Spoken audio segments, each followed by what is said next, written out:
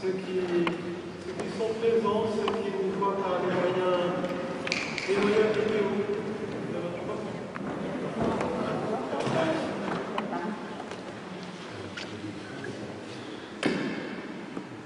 Je crois que ça marche. Voilà. Merci Eric. Donc je disais bonsoir à tous ceux qui sont là parmi nous, ici dans cette église, et puis aussi ceux qui nous reçoivent par les moyens vidéo. Sous l'abri de ta miséricorde, nous nous réfugions, Sainte Mère de Dieu. C'est le thème de toute cette neuvaine, cette antienne très ancienne de l'Église que nous prenons souvent lors des convives et que notre évêque nous a donné, particulièrement au temps du confinement.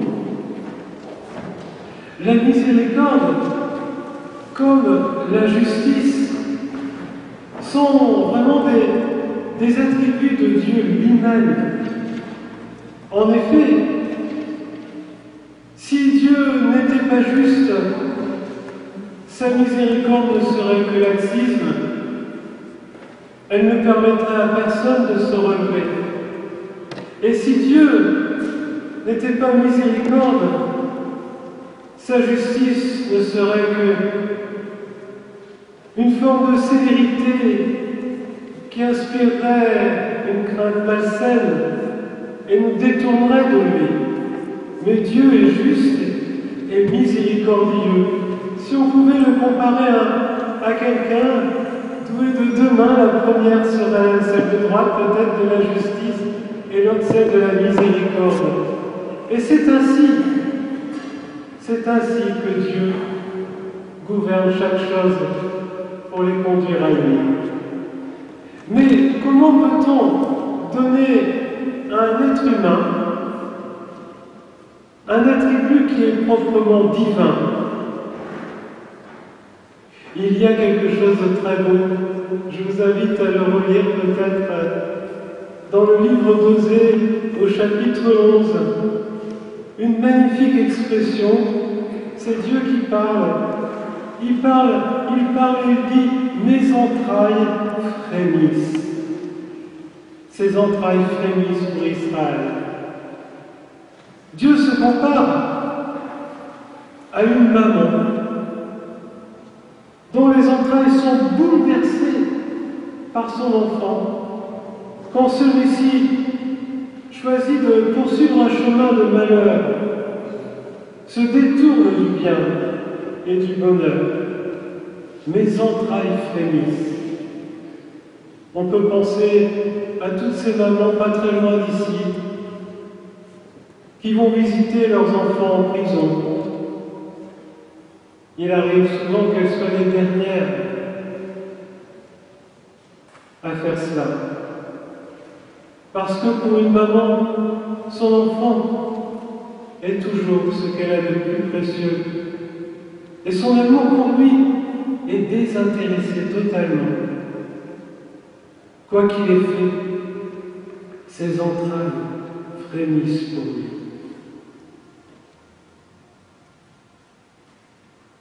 Les entrailles de Dieu.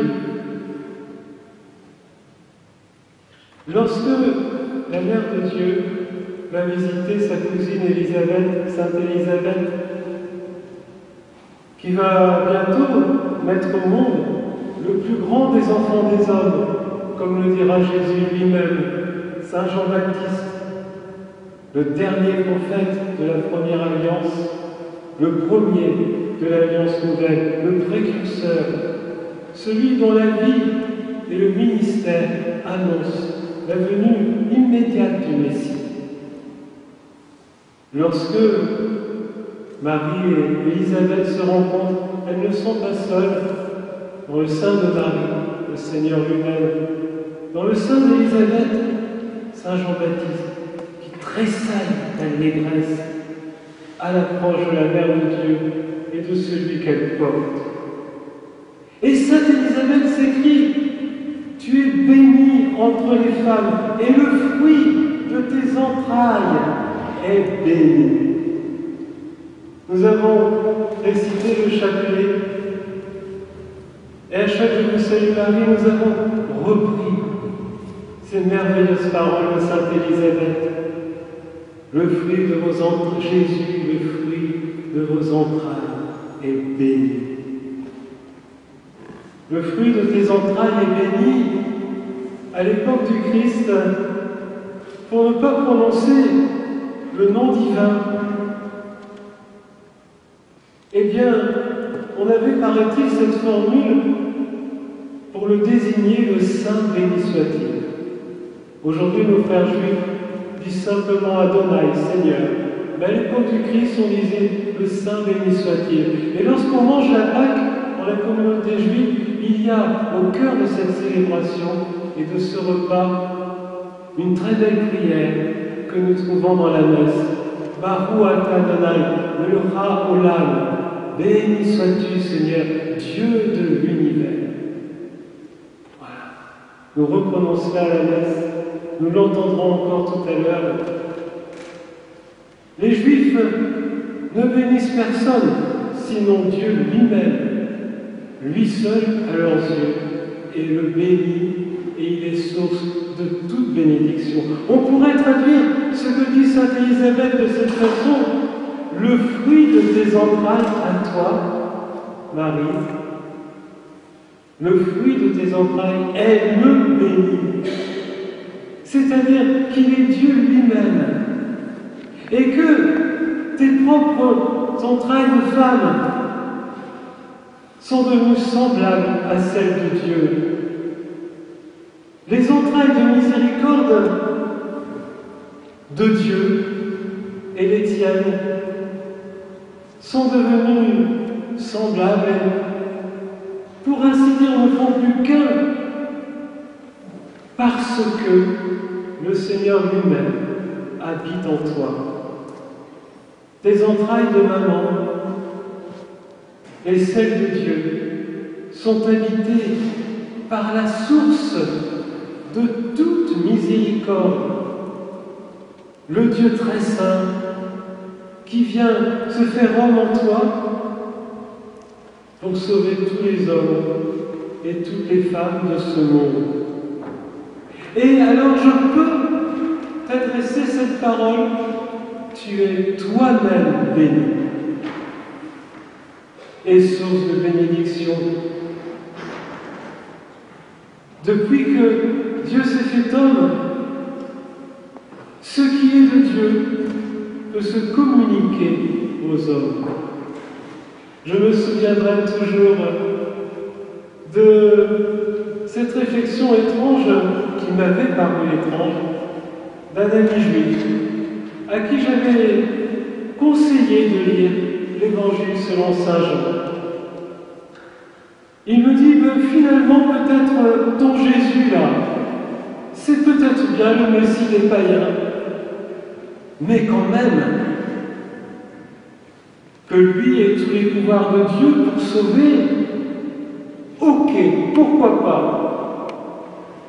Mais qu'il donne ses pouvoirs à des hommes fragiles, pécheurs, comme par exemple ses apôtres, c'est quand même fort de café.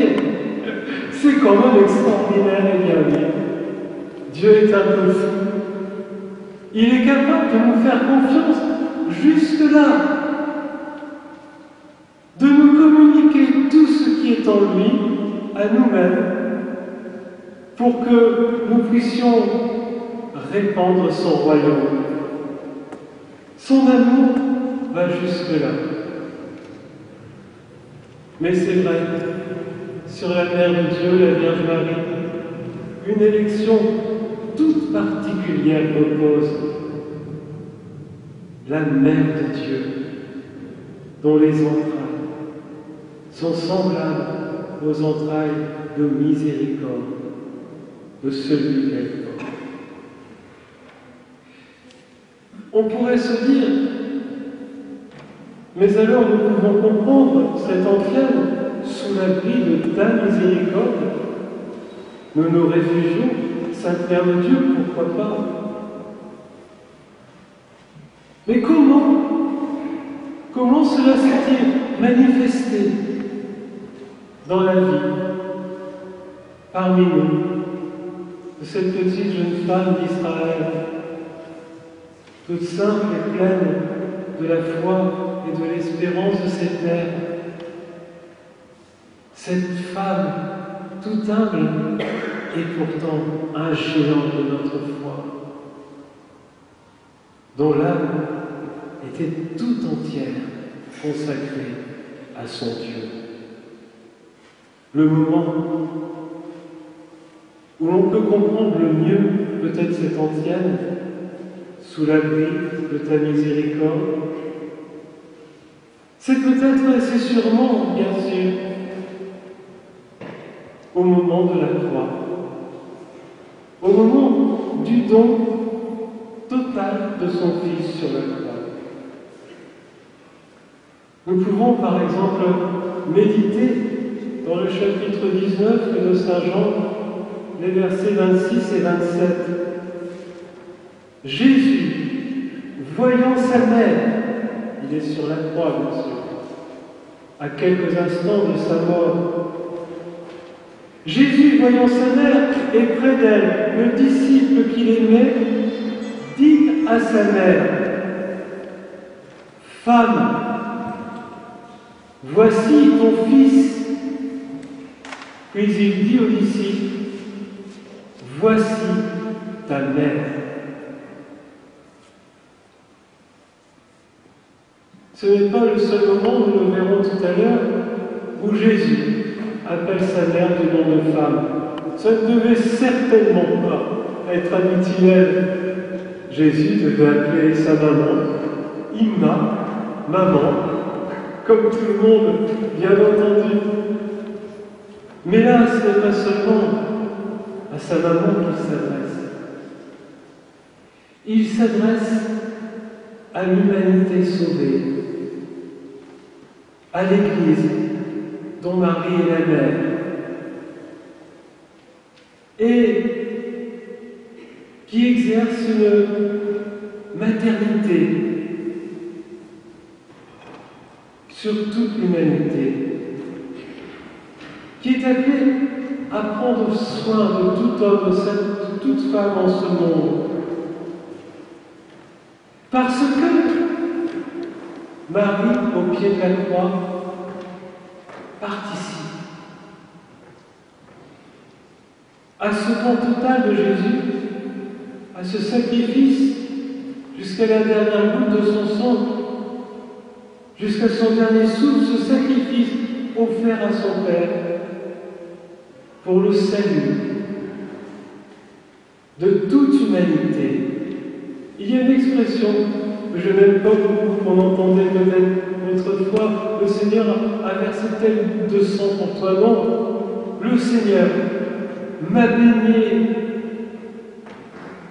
de tout son sang, et chacun d'entre nous. Il nous a lavé dans son sang pour qu'enfin nous soyons dignes de Dieu. Non pas à cause de nos propres mérites, mais à cause des siens, à cause de son offrande à son Père, pour chacun et chacune d'entre nous. Il y a si peu de personnes au pied de la croix qui participent déjà, mais parmi toutes ces personnes, il y a elle, sa mère. Et elle y participe avec tout ce qu'elle est. Bien sûr, ses entrailles et son cœur de maman, qui souffre évidemment avec son enfant, mais aussi cette âme humaine, préservée de tout péché, et qui sans aucune haine, aucune colère, reçoit dans son âme tout le péché du monde qui se déverse, et qui avec son Fils donne tout pour le salut de tous. Il y a un très beau rite dans l'Eucharistie. Le prêtre fait tomber une goutte, enfin il essaie, c'est pas toujours facile, une goutte dans le vin. Et il dit cette prière que notre humanité soit unie à ta divinité, comme cette eau se lève au vin. Les larmes de Marie, c'est cette humanité mêlée au vin, qui sera bientôt le sang du Christ, qui sera bientôt le vin du royaume éternel. Femme, voici ton fils.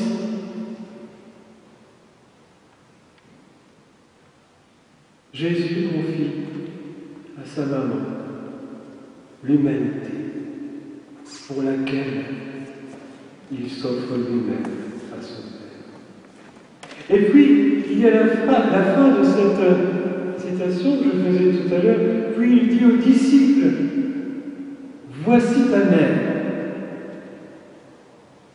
La tradition chrétienne a identifié ce disciple à Saint Jean. Mais l'évangéliste a eu l'intelligence de ne pas le nommer.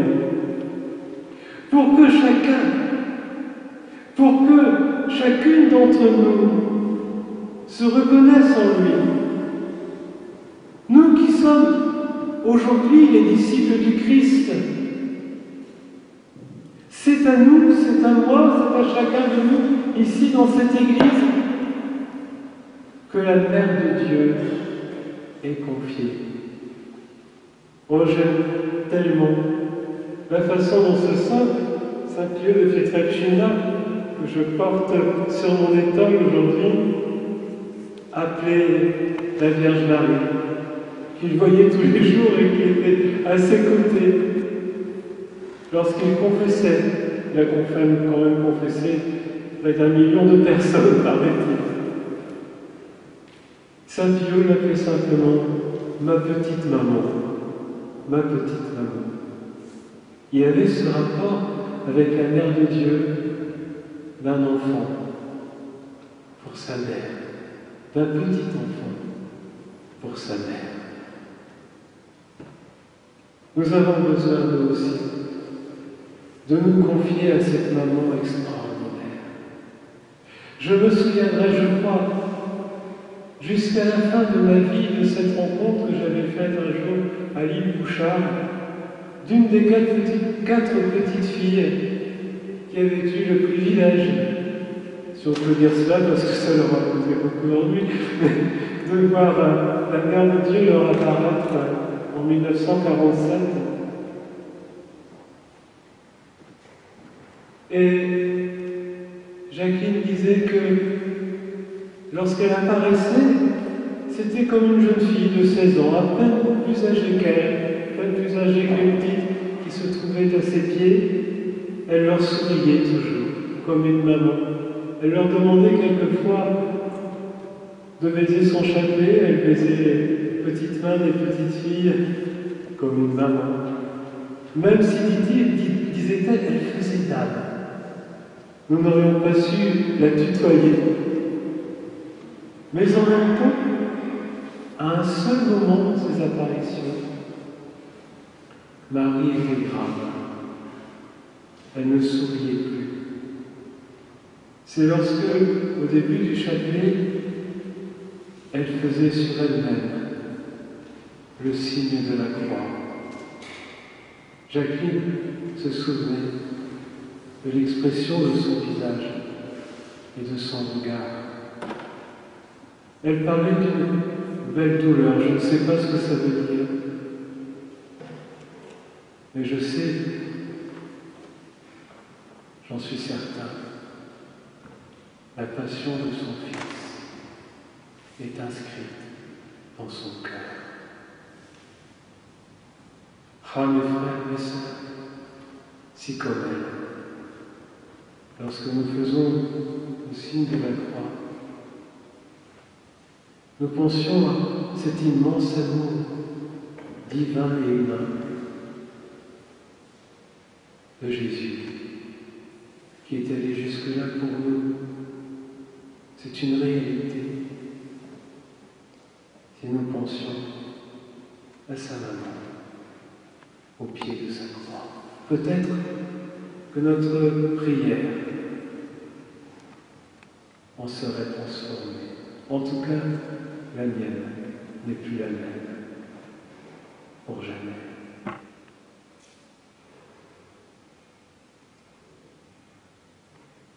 Je disais tout à l'heure, que j'ai presque fini, j'ai peut-être un peu long, j'en ai plus pour longtemps.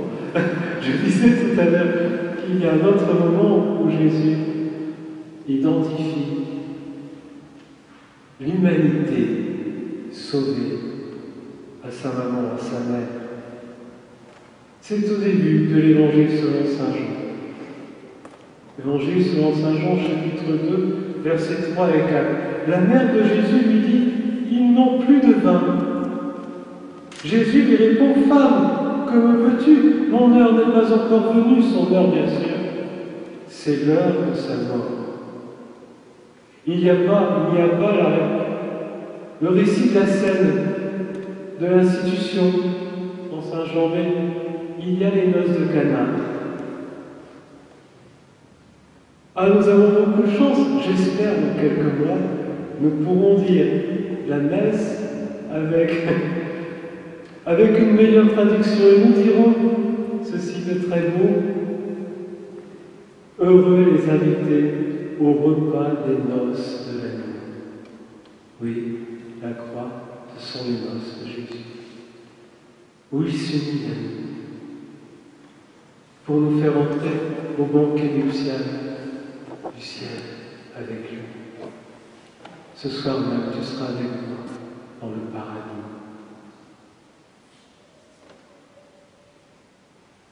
Ils n'ont plus de vin. Simplement cette parole. Comment Marie nous tient-elle sous l'abri de sa miséricorde, si semblable à celle de Dieu, sous laquelle nous nous réfugions? Comment fait-elle? En intercédant pour nous, sans cesse, sans cesse.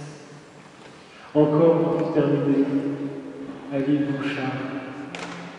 Lorsque les petites disaient le chapelet, ne remuez pas les lèvres, elles passaient sur le chapelet, quand elles priaient, les petites. Mais elle aimait souvent dire aux petites filles, chantez-moi ce cantique que j'aime tant. Je vous salue Marie. Marie est heureuse d'intercéder pour nous, de nous présenter à son enfant. Ils n'ont plus de vin. Ils ont besoin maintenant du vin du royaume des cieux pour être enfin désaltérés et se réjouir du bonheur éternel que tu es venu leur apporter. Je vous salue Marie,